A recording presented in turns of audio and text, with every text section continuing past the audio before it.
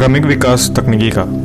वैसे तो हमारी धरती में जब से हमारे मानव सभ्यता एक के बाद एक आगे बढ़ते गए, हम एक से बढ़कर एक चीज़ सीखते गए और हमारी सीखने की जिज्ञासा व आगे बढ़ने की इच्छा हमें संगठित होने की प्रेरित की है। और हमारी सभ्यता में सबसे खास बात यह हम हर चीज़ का एक बेहतर उपयोग करने लगे। हमारे मानव में हमारी बुद्धि का एक सजीवता आगे बढ़ा और एक सही तरीके से विकास की और आगे बढ़ते वक्त हमने चीज़ों का सही उपयोग और उन्नत सभ्यता को आगे बढ़ाने की पूरी कोशिश की।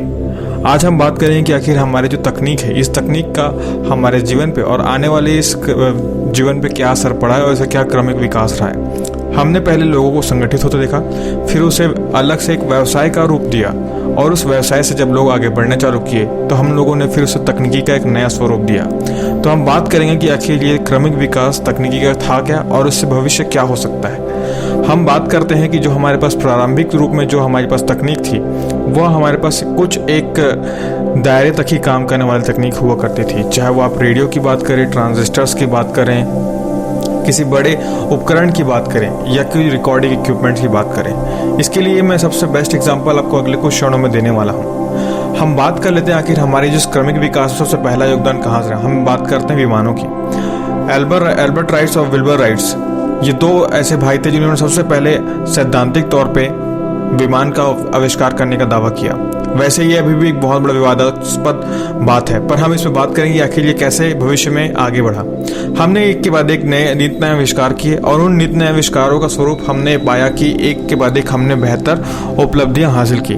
तकनीकी के क्षेत्र में यदि विमान को देखा जाए तो ये सबसे ज़्यादा लोगों के बीच में कौतूहल का विषय रहा है और इसी कौतूहलता का विषय हम देख सकते हैं कि यदि तकनीकी का उपयोग हम एक सही सजीवता से अपनी बुद्धि का विकास के रूप में अगर इसका उपयोग करें तो एक बेहतर परिणाम हमने हासिल किया है।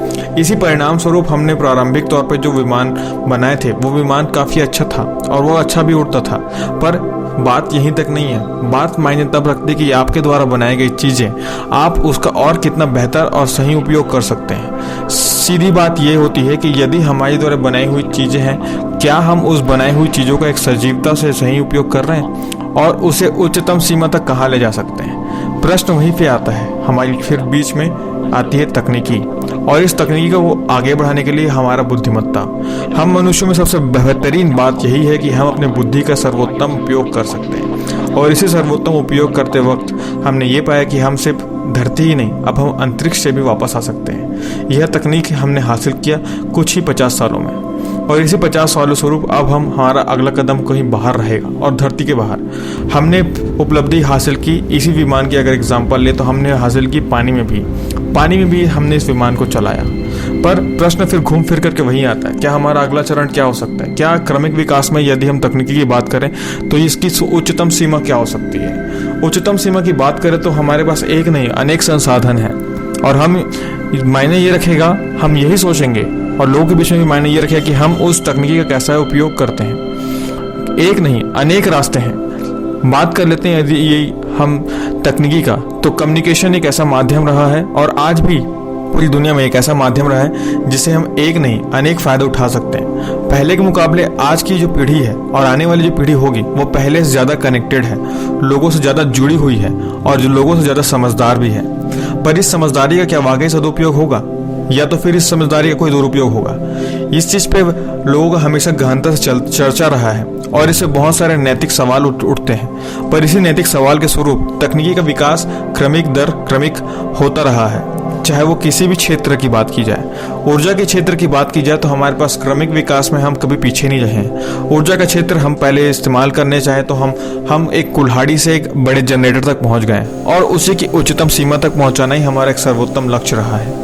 ऊर्जा के बाद हम बात करें तो हमारी सबसे बड़ी उपलब्धि हासिल हुई तकनीकी की और वो है हमारी उस पूरी की पूरी इस दुनिया और जगत में आज फैल चुकी है, जिससे आप हमारा ये वीडियो भी देख रहे हैं, और वो रहा इंटरनेट का सर्वोत्तम उपयोग हम दिन प्रतिदिन अच्छे से करते जा रहे हैं और इसका एक बेहतरीन उपयोग हम और आने वाले समय पे करेंगे। आज हमारे पास पूरी दुनिया 4G पे है अधिकतम, उसमें बाद 5G पे भी आ जाएगा, हमारा भारत भी। पर फिर वही प्रश्न घूम फिर करके आता है, क्या यही हमारी जानकारी का उच्चतम सीमा है? तो मैं कहूँगा नहीं। अभी भी बहुत सारे रिसर्चर्स और वैज्ञानिक एक के बाद एक अपनी दिन रात एक कर रहे हैं एक बेहतर आयाम बनाने के लिए, एक बेहतर उपयोग कर सकने के लिए। हमारे इंजीनियर्स और बहुत सारे ऐसे रिसर्चर्स एक साथ मिलकर एक ऐसी तकनीकी का विकास करने की कोशिश कर रहे हैं जिससे हमारी जो मूलभूत समस्याएं हैं इसका निवारण बहुत अच्छे से हो सके। हमारे वैज्ञानिक दिन रात ऐसी दवाइयों का आविष्कार करने में कोशिश लगे हुए हैं जिससे इस तकनीकी का एक सर्वोत्तम और बेहतरीन उपयोग हो सके और ये क्रमिक विकास का दर आगे बढ़ते रहे। पर फिर वही प्रश्न मन में फिर आता है, क्या वाकई हम कहाँ तक पहुँच पाएंगे और क्या उसकी सर्वोत्तम सीमा हो सकती है। एग्जाम्पल के लिए हम टर्बोजेट इंजन्स लें या हमारे कंप्यूटर पर चलने वाला एक छोटा सा मोटर, सब में ही सर्वोत्तम उपयोग रहा है हमारा ऊर्जा का। जिस प्रकार ऊर्जा का उपयोग हम एक बेहतरीन सीमा तक कर सकते हैं, एक बेहतरीन बाउंड्री तक कर सकते हैं, उसी को अगर आप बाउंड्री को बढ़ाना चाहें तो हम एक बेहतर विकास कर सकते हैं तकनीकी का सबसे सर्वोत्तम और बेहतर विकास हमारे दिमाग से ही हो सकता है। आप दिमाग का सर्वोत्तम यूज कीजिए, अधिक से अधिक अपने आप को प्रश्न कीजिए, एक ऐसे तकलीफ की एक सही उत्तर खोजने की कोशिश कीजिए और उस उत्तर में क्या सरलता हो सकती है मायने ये रखता है, जिससे इस पूरे धरती में एक बेहतरीन मानव विकास का इतिहास बन सकता है। आशा करता हूँ आपको ये जानकारी जान के अच्छा लगा हो। यदि इसमें डिटेल चाहें तो आप हमें कमेंट बताइएगा। बहुत बहुत धन्यवाद।